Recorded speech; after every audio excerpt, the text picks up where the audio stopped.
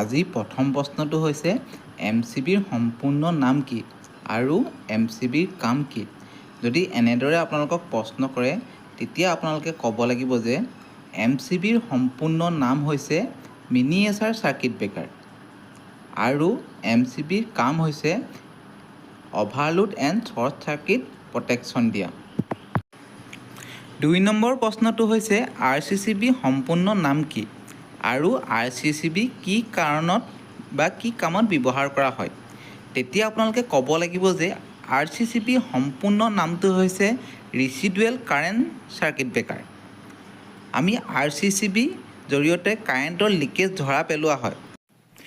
3 number কুৱেশ্যনটো হ'ল ELCB সম্পূৰ্ণ নাম কি আৰু ELCB কি কামত ব্যৱহাৰ কৰা হয়।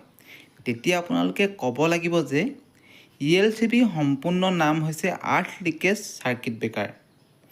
ELCB কাম হ'ল আৰ্থ লিকেজ ধৰা পেলোৱা। 4 নম্বৰ কুৱেশ্যনটো হৈছে MCCBৰ সম্পূৰ্ণ নাম কি আৰু MCCB ক'ত ব্যৱহাৰ কৰা হয়। তেতিয়া আপোনালোকে ক'ব লাগিব যে MCCBৰ সম্পূৰ্ণ নামটো হৈছে মোল্ডেড কেছ চাৰ্কিট ব্ৰেকাৰ।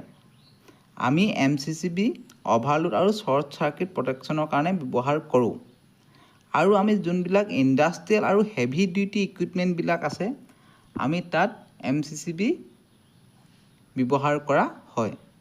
আজিলৈ ভিডিঅ'টো ইমানেই। যদি ভিডিঅ'টো ভাল লাগে লাইক শ্বেয়াৰ এণ্ড কমেণ্ট কৰিব।